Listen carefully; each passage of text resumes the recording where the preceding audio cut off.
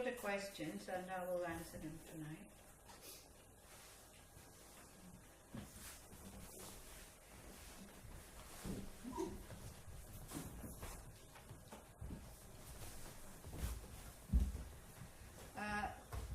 Yeah, so everybody's here.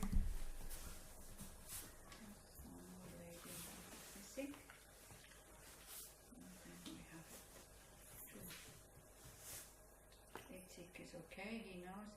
So if at any time, like if you don't see the benefit of reflecting like this, because there's one thing talking about this, but it's another thing to reflect on it, because it goes much deeper.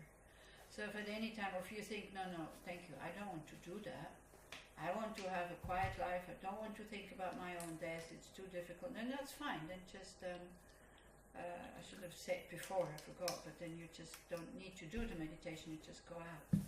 If you, or if it gets too scary also in the meditation, or you think like this is totally perverse, then give yourself a break and you leave. But also you need to know that at one point the moment will come, so I cannot leave then. The moment will come when I cannot run away from death anymore. So this is why we're doing it. Again, to really know the purpose of doing this meditation is in order to use the time that we have skillfully. It's not to make you depressed. It's not to make you afraid of death. That we are anyway, so we don't need practices to be afraid of death.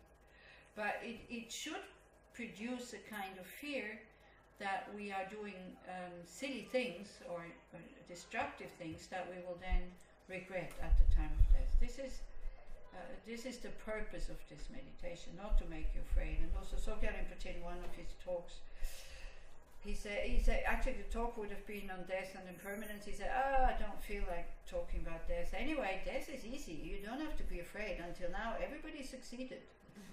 Yeah, everybody dies, so we don't need to kind of make a big fuss about it. So he talked about the nature of the mind, the purity that we have, the goodness that we have, and all this.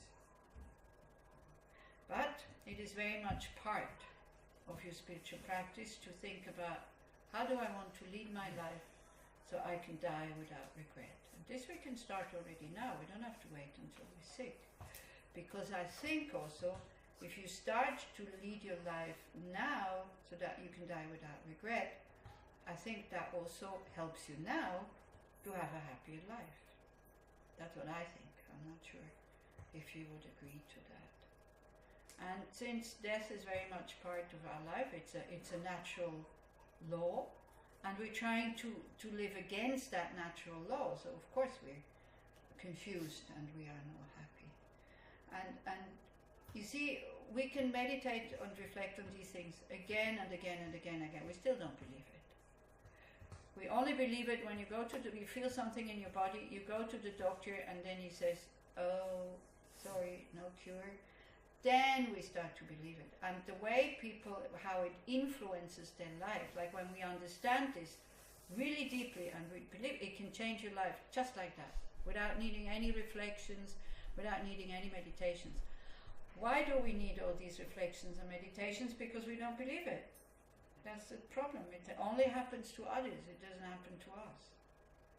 So also when this result from the doctor comes, your attitude, it can go both ways. You can make your life really meaningful and at least think like, I have only a little bit of time left. If I want to be happy, I better be happy with what I have and start doing positive things. Or you can be totally depressed and you put it in a corner, you don't want to know about it, thinking that will allow you to lead a happy life. It will not.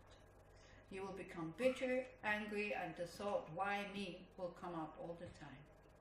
And you will not even be able to enjoy the rest of your life. Whereas if you really recognize it as being a fact that we're going to die, this will really change. This will really make it much easier for you to do these changes in your life if you want to make some changes. Okay? Okay, but if at any point during the meditation it gets too heavy, or you think, this is stupid, why should I think about these things? I don't want to have these negative feelings, then just get up and go out. That's okay. But know that still, we can put it in the closet, but it's still there. It's very much part of our life. And more in the West, we are putting it in a closet. Like in India, it's still very apparent. People die at home, and then they make a very simple stretcher. The children are there. They see the corpse. They know being painted and makeup and all this. They are the way they die. This is it. And then also it's being carried, and you see what is being carried because it's carried. It's just covered with a cloth. Only the men go to the funeral, to the cremation. There's drums being beaten, so when you're in India and you hear the drums, don't start dancing. It's a sign that a dead corpse, like a dead body and corpse is coming. So then you make some prayers. May that person have a good rebirth. May they lead a beneficial life next time round, and these kind of things, instead of just getting this. You know how we get kind of embarrassed when dead bodies are around? Have you ever had that feeling? Why? Yeah. This is something that is common to all of us. Some are beautiful, some are ugly, some are fat, some are thin, some are rich, some are poor, some are young, some are old. This is something that we have all in common. We will all end up like this. So why do we get this kind of very strange, embarrassed, shy feeling almost, as if, because we don't understand death. And that thought comes to me sometimes very spontaneously when I look at the dead person. And when I knew the person alive and all of a sudden they're dead, and I stand there and it comes from very deep within. I don't understand death. How can that be? Where is that person gone? And it's good to stay with that not knowing, to give it space that we don't understand death. Just to give it space. We don't understand it. Then the mind gets used to it, that the person is not around anymore. But if you look at the person that you knew before, if you look at the dead body, your mind goes into a very strange state, but it can go into a very peaceful state also. So leave it there. Don't use arguments like death is certain, blah, blah. Leave that aside. Just, I think I know that I'm dying, and I think I understand death, but I don't really. It's a very big event in our life. Do not underestimate it, because the way we die determines where we're going to be reborn. Like the last moment of consciousness, this is activating the seed for the next rebirth. So we have all interest to train now to have a peaceful mind at the time of death. Even you don't believe in rebirth, I think you would still prefer to die peacefully for your loved ones around than if you die in a terrible state. And if you're not often with dying people, one has the illusion that death is no problem. But I tell you, more people go out of this life in a very difficult way than going peacefully. Unless they're filled with medicine that just calms them down. So there's very strange states of mind that happen before death. So if we are used to that now, if you learn about these things, we'll do this tonight, we'll talk about this tonight. We have a chance that other people will be able to calm us down just by saying, look, this is just your mind experiencing it like that now. So if you have time, go and volunteer with dying people. You can learn a lot about life, about how you want to live your life. Okay? Okay. So try to just, again, go inside. I'll give you a few thoughts that you take and you work with them. And then whatever emotions, whatever sensations come up in the mind or in the body, you just stay with them. You don't do anything else. It is said that this reflection on impermanence and death is the most powerful reflection that will change your mind if you want to change your mind. Okay, so relax with a straight body, take a few deep breaths, we're still alive. So we appreciate that we can breathe. And also on top of it, the air outside is cool. Isn't that wonderful? Finally this summer is starting to cool down.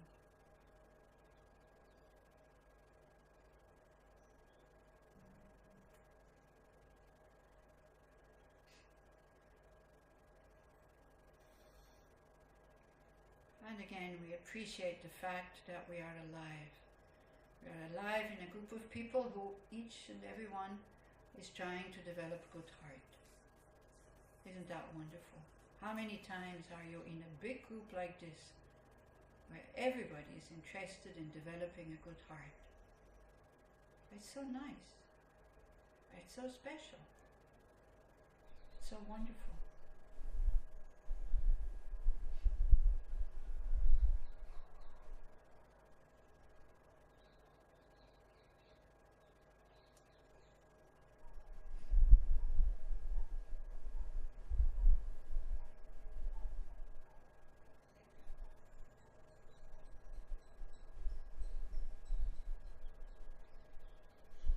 So when we look at our daily life, we make so many plans.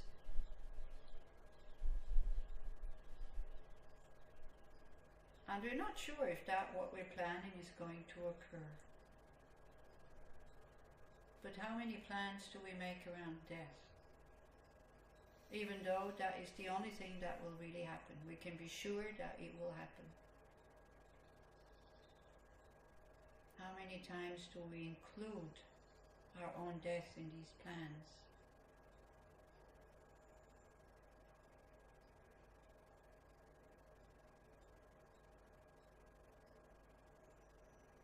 So as I said, this reflection is not to make you afraid, sad, or anything like that. It is so that we learn to celebrate life. To celebrate life in a way that we can really go without regret, that we don't have to be afraid of death.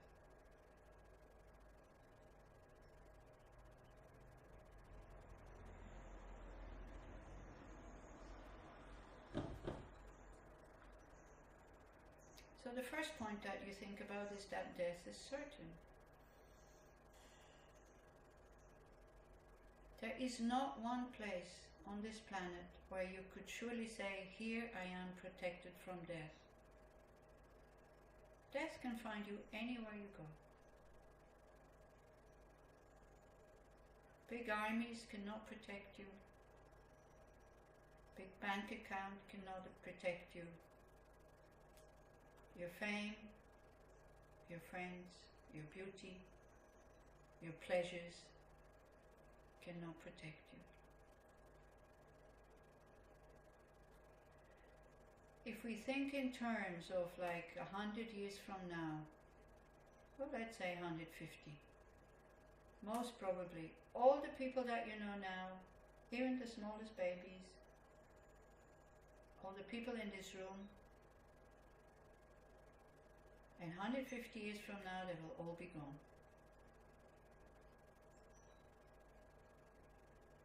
Can you see this as a fact? Or do we see this as some kind of fantasy that has nothing to do with us?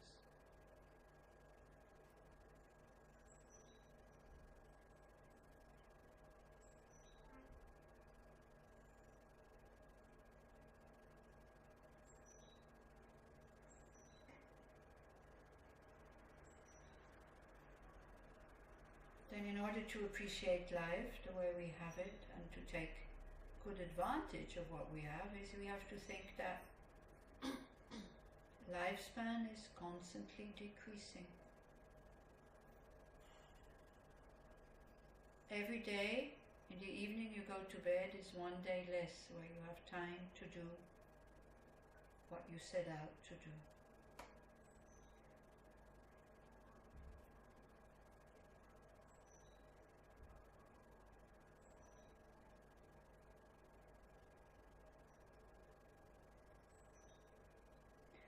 If you would be falling from an aeroplane without a parachute, you would be very certain that the time of death is approaching.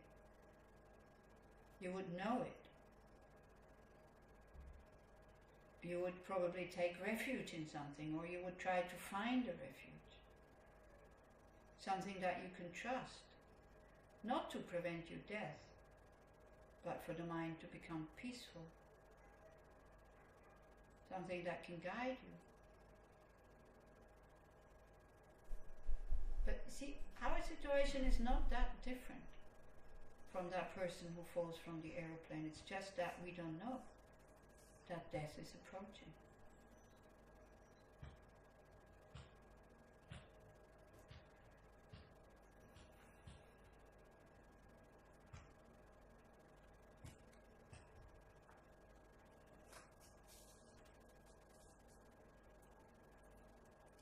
So when we start to see these 2 points, we start to see how much time we waste by feeling grumpy, in a bad mood, totally self-concerned, criticizing others, running after pleasures that we know exactly they're not giving us what we want.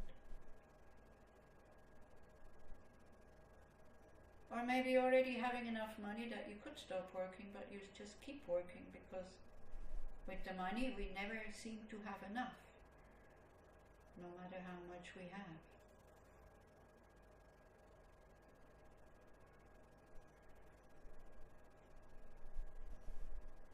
We spend so much time being concerned about this body. We have to sleep, we have to eat, we have to go out to work so that we earn the money to feed it. There's very little time left for the mind to develop these healthy states of mind that would help at the time of death.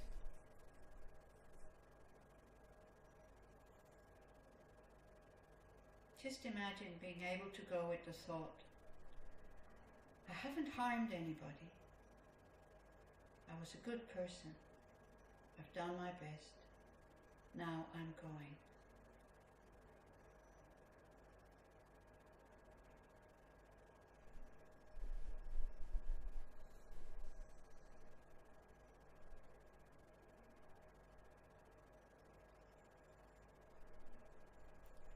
So then when we think about these points, we kind of come to the conclusion, I should invest more time to develop patience, strength, courage, compassion, open heart.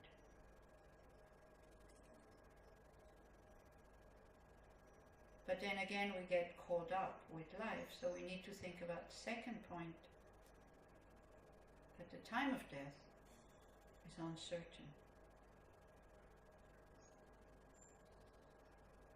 And again we just give the mind the logic reasoning behind it, so that we can see it as a fact. Lifespans are not fixed.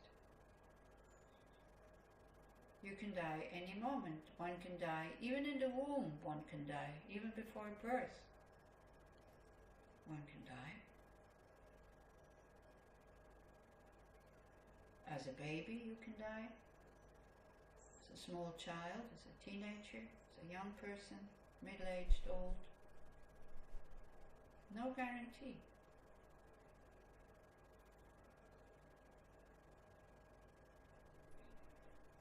Try to find this kind of default mode that we have, that this is not so. Like when you imagine your own death,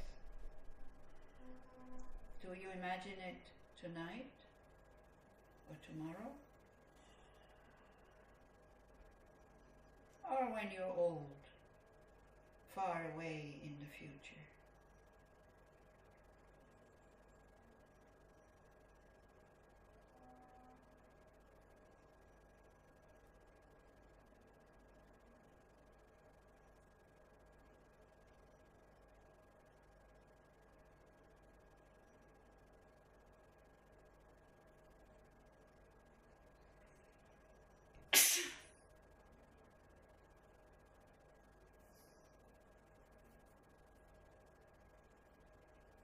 Another reason why our lifespans are not fixed is that we're constantly surrounded by things that are causing death.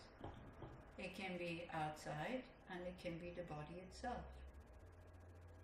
The body is very fragile. Internal sicknesses like cancer, heart attacks, HIV positive, AIDS, many other sicknesses are around. We always think it happens to others. And these others at one point, they were thinking exactly like us, that it wouldn't happen to them. And then maybe it was too late to celebrate life.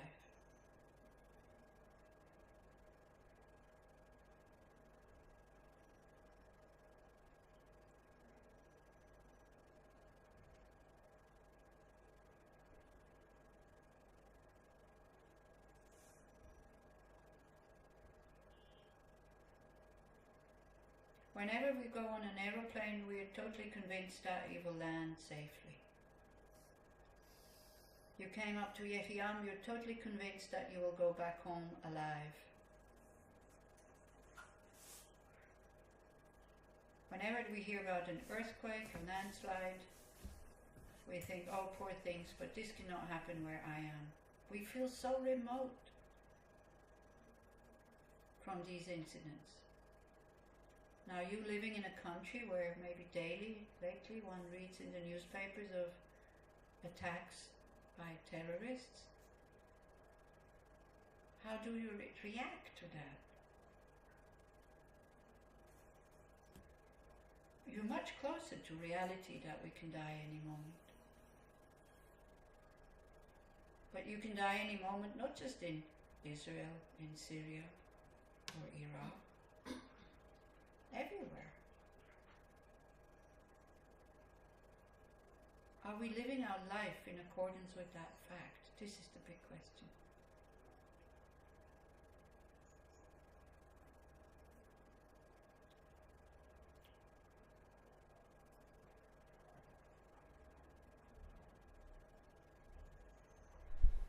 So when we think about these 3 points, that lifespans are not fixed, there's a lot of outer conditions that can cause death, a lot of inner conditions, then maybe we make the decision that if I want to celebrate life, if I want to lead a beneficial life, I want to make my life meaningful, maybe I better start right now.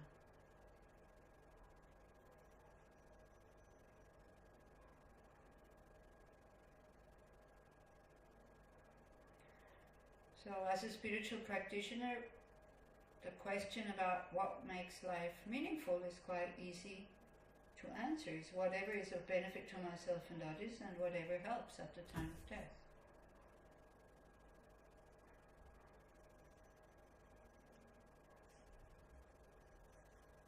So at the moment we take refuge, or we take great comfort in different things. One of these things is material things. We enjoy them. It can be technology, can be art, can be food, can be drugs or alcohol, and very often it does help to make us feel better.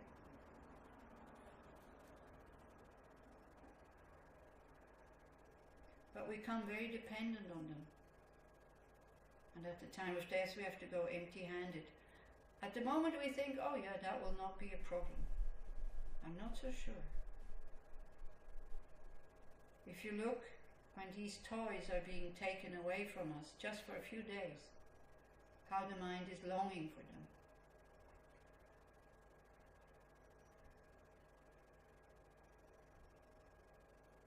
We do depend on them for security, happiness. But they're not trustworthy. And if you're very attached to them, and the thought of having to leave them behind will create a lot of suffering.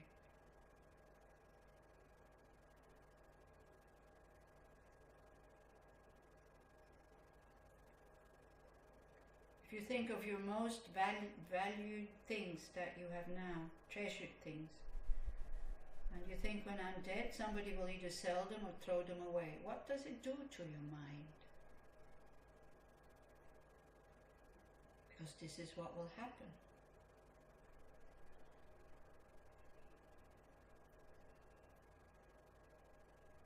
We need to learn already now that this is okay for people to throw it away or sell it.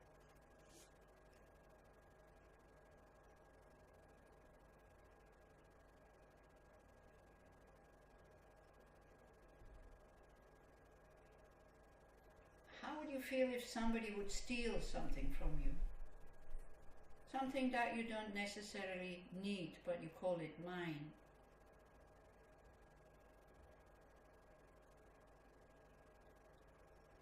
We feel terrible. We suffer. Well, you see, death is the ultimate thief. It snatches everything away that we have accumulated.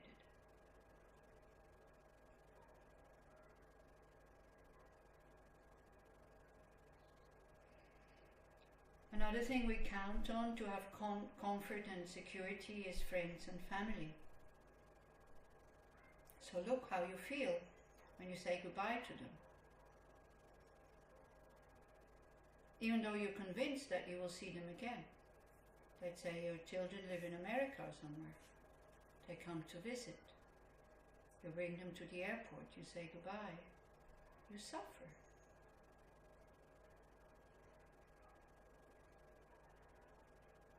Because you depend on them for happiness. Well, the moment will come where this is the last time you will see them. And if you're not prepared for that moment, it will be very difficult. And especially if there's a lot of unsaid things like hurt feelings. Having treated them in a way that one shouldn't treat them.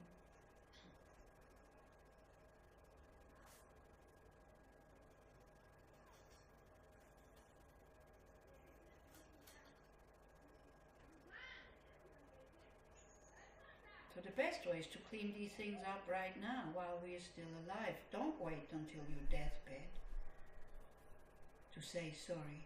I know I've hurt you.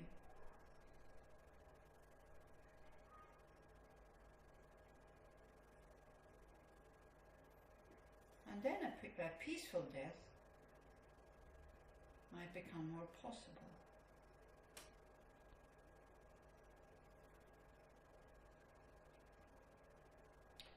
Another thing that we're attached to and we don't notice it is this body that we know so well. This body that we call definitely mine. We identify with the body.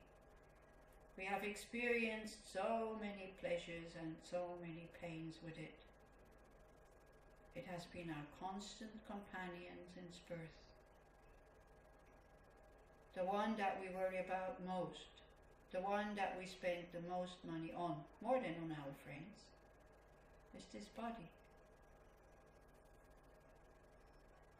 We have to leave it behind, it will be buried or burned. How does that feel? It will be thrown away. Something that we cherish so much.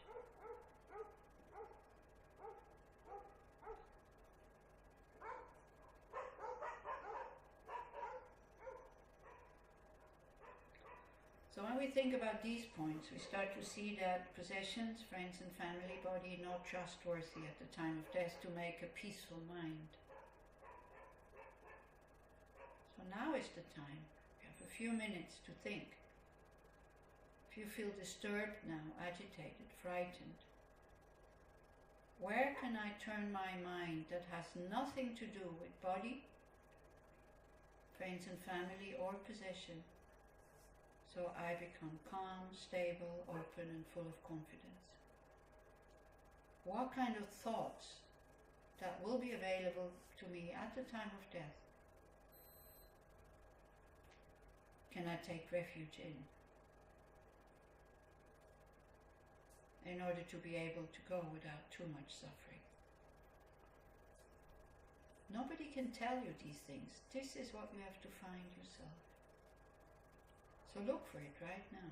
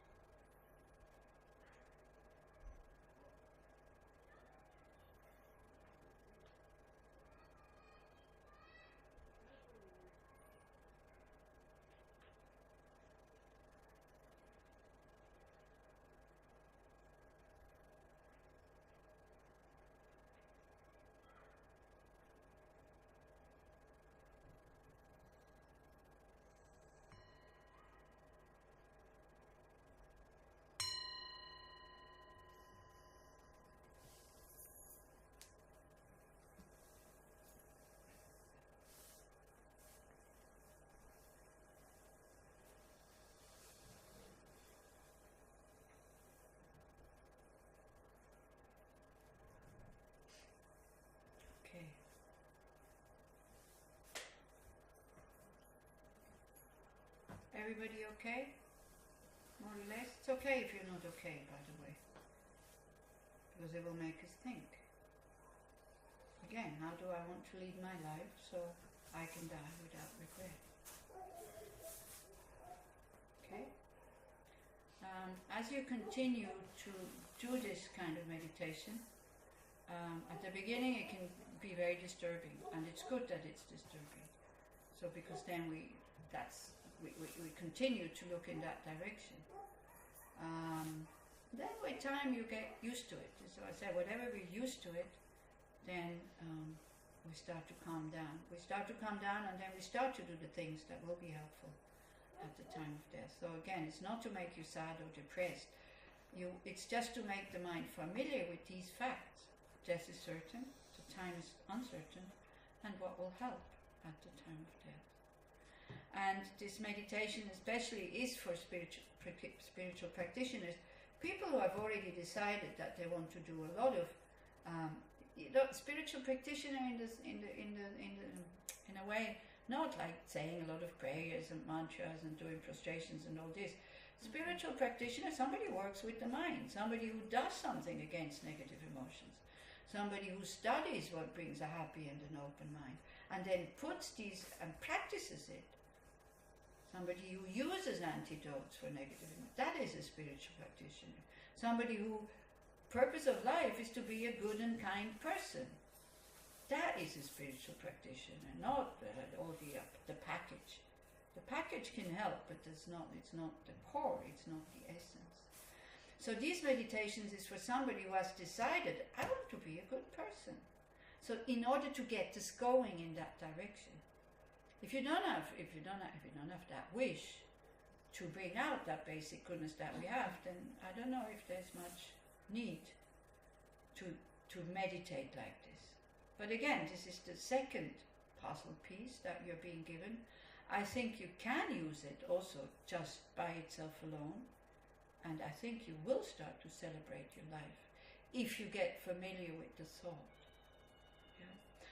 I was an alcoholic, so when I stopped drinking, I had these nightmares. We'll talk about them tonight, why they come, because when the mind goes to sleep, one can have a feeling of falling into a black pit and it doesn't stop.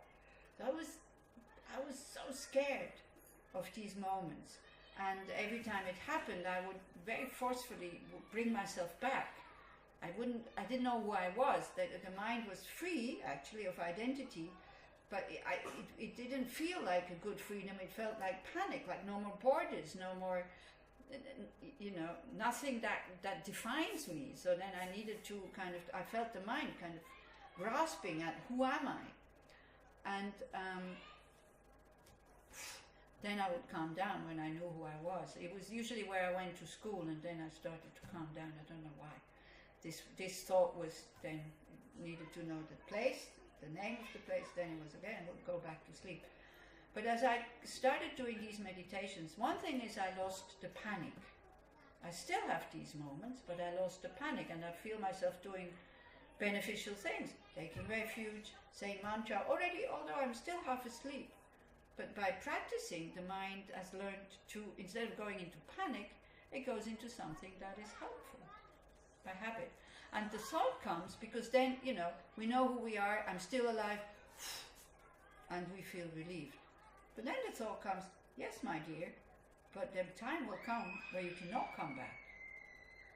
And we start to get used to it. And then, I'm not saying I've lost my fear of death, but I have lost the fear of the fear. Let's say like I can deal with it in a much more beneficial way. By just being aware of it and by just accepting it as it is there. Okay? So tonight we'll look at what happens at the time of death, which again can be very helpful when you know these things, when you are with a dying person, and then of course when you are dying. Yeah. So instead of freaking out, because the whole reality changes at the time of death, because the body stops functioning. So then the mind disentangles from it and it becomes more subtle. So then the body things, which has to do with the four elements, they stop working. So then it's like very scary. It's as scary as an earthquake, even if it's a small one. If the earth goes like this, I don't know if anybody has experienced it, nothing breaks. but it puts you upside down for quite a few days, because that thing that you trusted so much that the earth doesn't move has moved. No danger of dying or whatever, but your view of what the earth is has been shattered. And this is not a nice feeling, but it's a good feeling because it breaks these wrong views that we have. Okay?